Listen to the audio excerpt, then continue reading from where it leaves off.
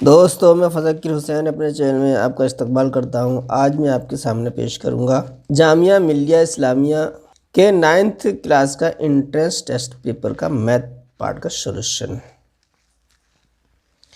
ये पेपर 31 अक्टूबर 2020 को हुआ है। ये है, इसमें इस इम्तिहान में कोई मनफी मार्किंग नहीं है, यानी निगेटिव मार्किंग इसमें नहीं है। पेपर में 100 प्रश्न आते हैं, इंग्लिश के, मैथ और साइंस और जनरल नॉलेज के। तो इस वीडियो में मैथ का सॉल्यूशन पेश कर रहे हैं। तो मैथ के प्रश्न है 26 से शुरू हुए हैं। लैंग्वेज के अलावा यानी इंग्लिश के अलावा बाकी जो पार्ट है वो क्वेश्चन सारे ही 3 लैंग्वेज में है, पहले इंग्लिश में, फिर हिंदी में और उसके बाद उर्दू में। तो देखें, निम्नलिखित में रैखिक समीकरण नहीं है, तो इसमें समीकरण निकालना है। समीकरण के लिए होना चाहिए हमारा बराबर का निशान ज़रूर होना चाहिए, यानी किसी न किसी चीज़ से कंपेयर होना चाहिए। ये बराबर, ये बराबर, ये बराबर। तो ए बी सी तो समीकरण है, यहाँ बराबर का निशान नहीं लगा है। 6x + 7 लिखा हुआ है, तो ये व्यंजक है। तो इसमें डी ऑप्शन सही है। 27वें प्रश्न में a + b a - b = यानी ये किसके बराबर है, तो ये सब सम का है। a² - b² बराबर होता है a + b a - b, तो बी ऑप्शन इसका सही है। 28वां प्रश्न है, एक उत्तल बहुभुज में कितने विकर्ण होते हैं, तो इसमें 2 विकर्ण होते हैं, तो ए ऑप्शन इसका सही है। 29वें प्रश्न में आयत के विकर्ण होते हैं, तो आयत के विकर्ण एक दूसरे के बराबर होते हैं, तो ए ऑप्शन इसका सही है। 30वां प्रश्न है, एक विशिष्ट चतुर्भुज की कितनी माप निर्धारित कर सकते हैं, तो इसकी 5 मापें निर्धारित की जा सकती हैं, तो डी ऑप्शन इसका सही है। 400 के वर्ग में कितने शून्य होंगे, तो 400 को हम वर्ग करेंगे, यानी 400 का 400 में गुणा करेंगे, तो 1 2 3 4 0 आ जाएंगे। 4 चौक 16, तो कितने आ जाएंगे, 4 0, तो डी ऑप्शन इसका सही है। 32वें प्रश्न में √288 और √128 दिया गया है, तो ये हो जाएगा पूरा 288 बटे 128, यानी दोनों पे रूट आ जाएगा, ये 2 से कट जाएंगे, तो ये आ जाएगा रूट के अंदर 144 बटे 64, और इसका हम रूट ले लेंगे तो ये 12 हो गया, और ये 8 का वर्गमूल है। इसको और अगर 4 से काटना, 4 × 12, 4 दूनी 8, 3/2 आ रहा है इसमें, तो इसका आंसर आया 3/2, और इसको लिख सकते हैं 1 सही 1/2। तो ऐसा कोई भी ऑप्शन इसमें नहीं है, तो ये प्रश्न में मिस्टेक हुई है, गलती हुई है। तो अगर यही संख्याएं हैं तो हमारा इसकी जो वैल्यू आएगी 1 सही 1/2 आएगी। 33वें प्रश्न में क्या है, 3m और 2n का योगफल, तो इसको जोड़ देंगे 3m + 2n, तो बी ऑप्शन इसका सही है। 34वें प्रश्न में दिया है, ये क्यूब रूट है 15,625 का इकाई अंक क्या होगा। इसका हम क्यूब रूट लें तो ये 25 आएगा, एक में इकाई का अंक 5 है, तो ए ऑप्शन हमारा सही है। 35वें प्रश्न में 3 किलोमीटर और 300 मीटर में रेशियो निकालना है, तो इन दोनों को ही एक ही यूनिट में बदल देते हैं। 3 किलोमीटर को मीटर में बदल देते हैं, तो ये 3000 हो जाएगा, और 300 ही रहेंगे, 2 0 ये कट जाएंगे, 3 एकम 3, 3 एकम 3, 10 आ जाएंगे, तो ये आ जाएगा 10:1। तो ये है हमारा ए ऑप्शन में ही है, तो ए ऑप्शन हमारा सही है। 36वां प्रश्न है, 30,000 पर चक्रवृद्धि ब्याज 7% वार्षिक दर से एक निश्चित समय के लिए ₹4,347 है। तो ये जो है वो चक्रवृद्धि ब्याज है, तो समय यानी कितने समय में ये चक्रवृद्धि ब्याज इतना हो जाएगा, 7% निकालना है, तो 30,000 का 7% होता है, 2 0 कट गए, 7 × 21, तो ये आ जाएगा हमारा 21,2100, तो ये 1 साल का ब्याज हो गया। साधारण ब्याज से निकाल लेते हैं, 2 साल का हो जाएगा 2100, और 2100, और अगले साल में 2100 पे 7% और लग जाएगा, तो ये आ जाएगा 7 एकम 7, 7 दूनी 14, 147 रुपये ये हो गए।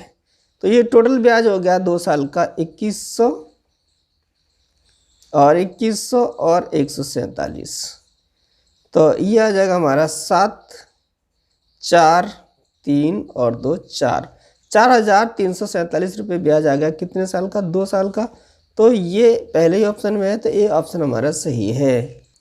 37वें प्रश्न में दिया है, यदि समबाहु त्रिभुज की प्रत्येक भुजा 1 है तब समबाहु त्रिभुज का परिमाप क्या होगा? तो समबाहु त्रिभुज तीनों ही भुजाएं क्या होंगी? 1 + 1 + 1। तो इस तरीके से तीनों भुजाएं बराबर होंगी क्योंकि समबाहु त्रिभुज है, तो इसका जो परिमाप आएगा वो 3 आ जाएगा। यहाँ दिया है 3 और 1 प्लस, ये होगा नहीं, ये होगा नहीं, ये होगा नहीं, ये तीनों में से कोई नहीं होगा, तो सबसे पहले ए ऑप्शन में ही है। तो ये 31 नहीं होगा बल्कि ये 3L हो सकता है, ये मिस्टेक है। ये जो भुजा होगी वो L होगी, तो फिर 3L हमारा सही है। तो इस हिसाब से ए ऑप्शन हमारा सही है। निम्न में द्विपद नहीं है, तो ये प्लस और माइनस से जो बीच में लग जाता है तो ये 2 पद हो जाते हैं। तो ये भी 2 पद, ये भी 2 पद, ये 2 पद, ये माइनस ये MN के बीच में गुणा है, तो ये हमारा 1 पदी है, 2 पदी नहीं है, तो बी ऑप्शन हमारा सही है। 39वें प्रश्न है, एक ठोस के ढांचे के प्रारूप को मोड़ सकते हैं बनाने के लिए।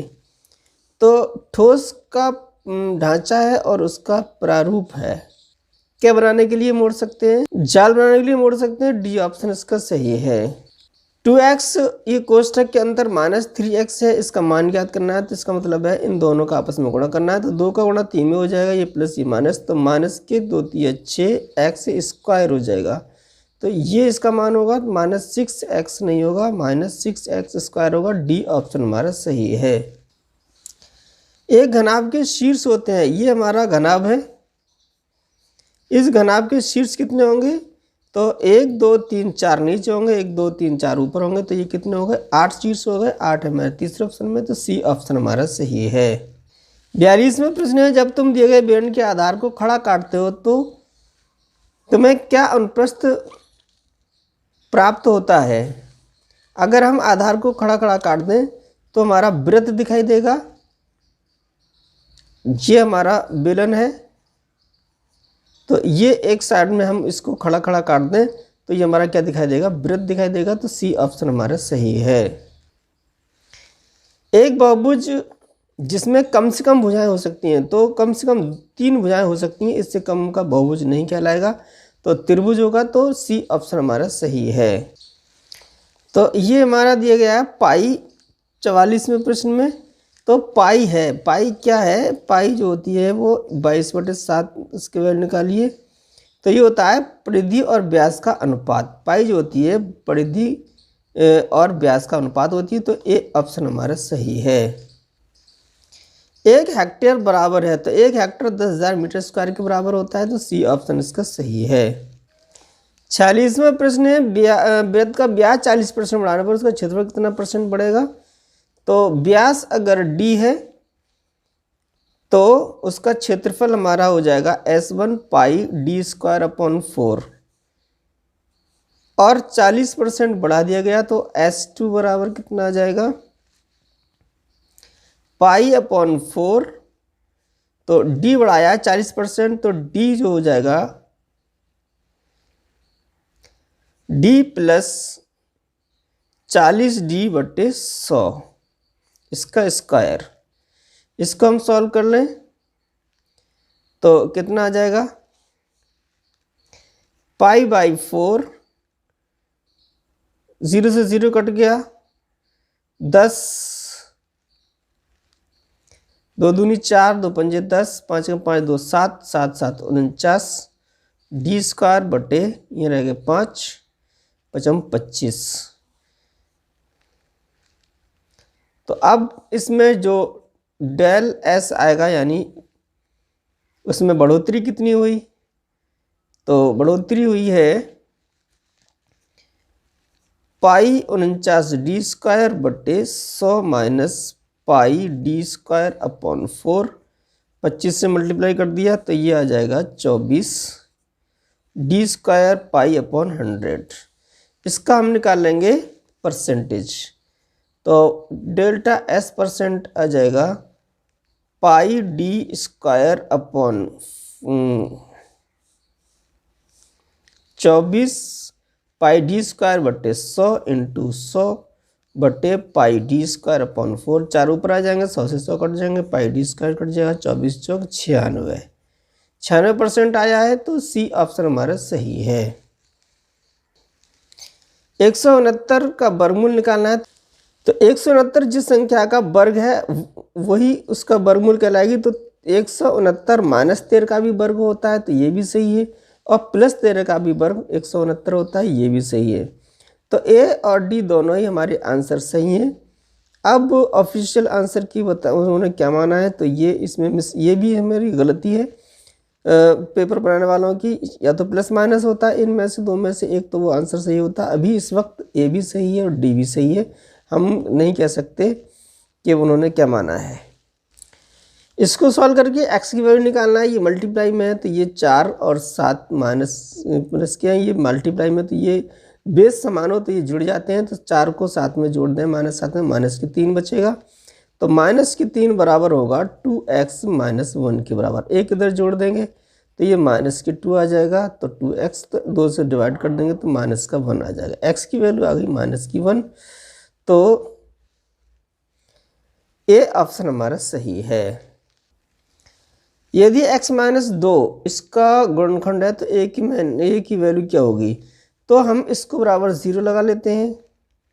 x माइनस 2 बराबर 0 लेकर ले लें, तो x की वैल्यू 2 आ जाएगी। 2 की जगह इसमें ये रख दें, तो ये बराबर 0 के आ जाएगा। तो x की जगह 2 रखें, तो 2 पे Q minus 3 into 2 plus 5a बराबर 0। ये शेषफल है, तो शेषफल 0 होगा क्योंकि ये गुणनखंड है।